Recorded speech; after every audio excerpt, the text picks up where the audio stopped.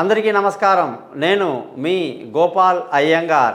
31వ తారీఖు మార్చి నుంచి 6వ తారీఖు ఏప్రిల్ వరకు మేషరాశి నుంచి మీనరాశి వరకు వార ఫలాలు ఎలా ఉందో తప్పకుండా తెలుసుకుందాం. చాలామంది పుట్టినరోజు మన ఇంగ్లీష్ క్యాలెండర్ ప్రకారంగా మనం నెలలను పట్టి చూస్తాం, కానీ అది చాలా తప్పు.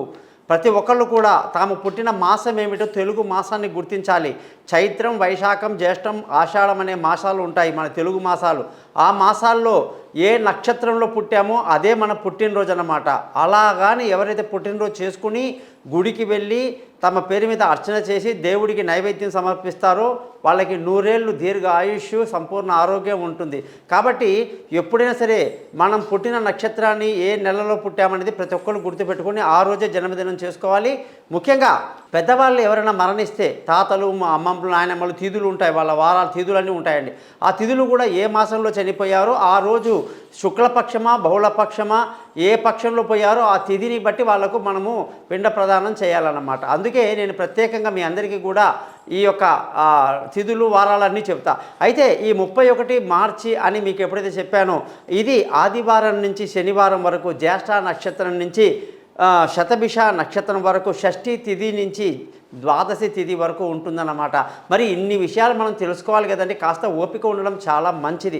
ముఖ్యంగా ఈ వారం గ్రహాల కానీ స్థితి చూస్తే శుక్రుడు మారాడండి. శుక్రుడు కుంభరాశిలో ఉండే ప్రయాణం చేసే శుక్రుడు ఇప్పుడు మీనరాశిలోకి రావటం, మీనరాశి శుక్రుడికి ఉచ్చస్థితి అండి. అంటే చాలా గొప్ప ప్లేస్ అన్నమాట. మరి అటువంటి సమయంలో ఎవరైనా పుడితే వాళ్ళకి విపరీతమైనటువంటి విలాసవంతమైన జీవితాన్ని, ఆలోచనల్ని కూడా శుక్రుడు ప్రసాదిస్తాడన్నమాట.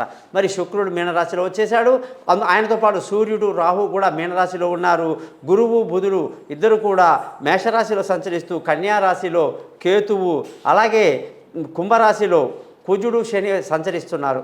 చంద్రుడు ఈ యొక్క వృశ్చికం, ధనుసు, మకరం, కుంభరాశికి ప్రయాణిస్తూ వస్తున్నాడు అన్నమాట. ఈ విధంగా ఉన్నటువంటి గ్రహస్థితిని బట్టి మనం 12 రాశులకు ఎలా ఉందో తెలుసుకుందాం. ముఖ్యంగా మీరందరూ కూడా మీ యొక్క బాధ్యతగా ఈ ఛానల్ని సబ్స్క్రైబ్ చేయటం, మీ బంధువులకు, స్నేహితులకు తెలియచేయటం మీ కనీస ధర్మంగా పాటించండి.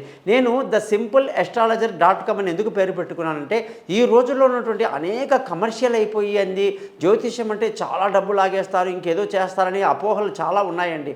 కానీ అవన్నీ ఏమీ లేవు.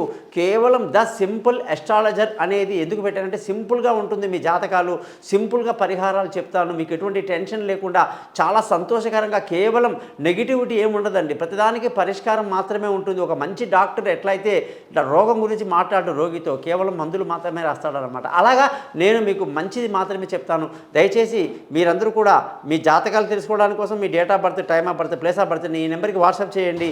మీ జాతకాలు రెడీ చేసి మీతో ఫోన్లో మాట్లాడతాను, పరిహారాలని చెప్తాను. ముఖ్యంగా మీరు ఎవరైతే డేట్ ఆఫ్ బర్త్ లేదంటున్నారో వాళ్ళ ముఖం కనిపించే ఒక ఫోటో రైట్ హ్యాండ్ మగవాళ్ళు, లెఫ్ట్ హ్యాండ్ ఆడవాళ్ళు ఉండేటట్టుగా పంపించండి. మీ జాతకాలు నేను మీకు చదివి చక్కగా వినిపిస్తాను. చిన్నగా గురుదక్షిణ ఉంటుందండి, అది పే చేస్తే సరిపోతుంది.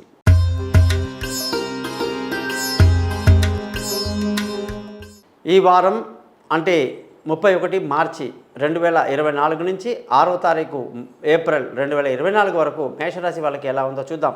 మేషరాశి వాళ్ళకి శుక్రుడి యొక్క మార్పు చాలా పెద్ద బాధ కలగైనటువంటి విషయం అన్నమాట. ఎందుకంటే ఈ మామూలుగానే కుజుడు అంటే మేషరాశి కదండి అధిపతి, ఆయనకి శుక్రుడికి పడదన్నమాట.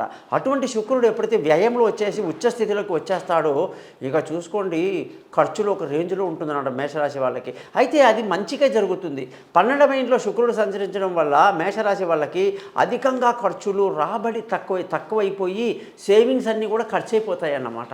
అందుకు దానివల్ల ఏమవుతుందంటే కుటుంబంలో కొంత అశాంతి ఉండడం, జల్సాలు విలాసాలు ఎక్కువ ఉంటే ఏమవుతుందంటే పిల్లలు చదువుకుంటారా చెప్పండి, చదువుకోరు, మరి చదువు అంతా దెబ్బతింటుంది.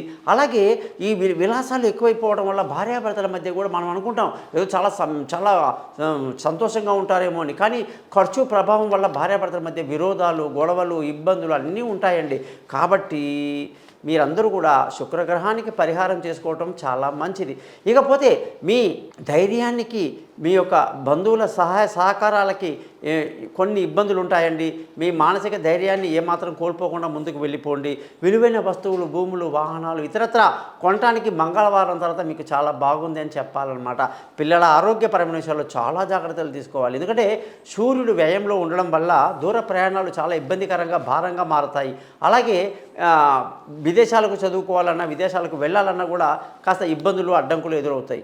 అనేకంగా చూసుకుంటే తెలివి తక్కువ నిర్ణయాలు తీసుకునే విషయాలు కూడా చాలా మేషరాశి వాళ్ళకు ఉన్నాయి. ఇకపోతే ఆరోగ్యపరమైన విషయాల్లో జాగ్రత్తలు తీసుకుంటూ ఉండాలి. అది మేషరాశి వాళ్ళ బాధ్యత. భార్యాభర్తల మధ్య సంగతి మీకు ముందే చెప్పాను. ఇకపోతే అదృష్టం బాగుంది, అనుకున్న పని అనుకున్నట్టు నెరవేరుతుంది. కష్టపడాలి, బాగా కష్టపడిన తర్వాత అదృష్టం కూడా తోడవుతుంది. పెద్దలు అంటే తల్లిదండ్రుల యొక్క సహాయ సహకారాలు కూడా బాగా లభిస్తాయన్నమాట. ఇక ఉద్యోగం విషయానికి వస్తే ఉద్యోగంలో ప్రమోషన్లు, ఇంక్రిమెంట్లు, పై అధికారుల ప్రశంసలు అన్నీ బాగుంటాయి. కొత్త ఉద్యోగంలో అవకాశాలు బాగుంటాయి. వ్యాపార పరంగా చూసుకుంటే వ్యాపారంలో మంచి లాభాలు ఉంటాయండి. లాభాలు బాగుండడం వల్ల కుటుంబంలో కూడా సంతోషానికి అవకాశాలు ఉంటాయని చెప్పాలి. ఖర్చుల విషయానికి వస్తే అధికంగా ఉంటుందని ముందే చెప్పా కదండి. ఇకపోతే మీరందరూ కూడా ఉదయం లేచినప్పటి నుంచి రాత్రి పడుకునే వరకు ఎన్నిసార్లు అయితే అన్నిసార్లు ధరణి గర్భ సంభూతం విద్యుత్ కాంతి సమప్రభం కుమారం శక్తిమంతం తమ్ మంగళం ప్రణమామనే మంత్రాన్ని రోజు చదువుతుండండి. సక్సెస్ మీదే. చూశారు కదా 12 రాసులకి ఏ విధంగా ఉందో ఈ వారం చెప్పాను. మరి మీరందరూ కూడా నా యొక్క యూట్యూబ్ ఛానల్ని సబ్స్క్రైబ్ చేయడం మీ ధర్మంగా భావించండి. మీరందరూ కూడా మీ జాతకాలు తెలుసుకోవడానికి కోసము ఎటువంటి ముహూర్తాలైనా సరే, ఎటువంటి ఇబ్బందులున్నా సరే, ఆఖరికి జ్యోతిషం నేర్చుకోవాలన్నా సరే నాకు పైన ఇచ్చినటువంటి నెంబర్లో కాంటాక్ట్ చేయండి. నా ఆశీర్వాదాలు మీ అందరికీ ఎప్పుడు ఉంటాయి. సర్వే జనా సుఖినో భవంతు.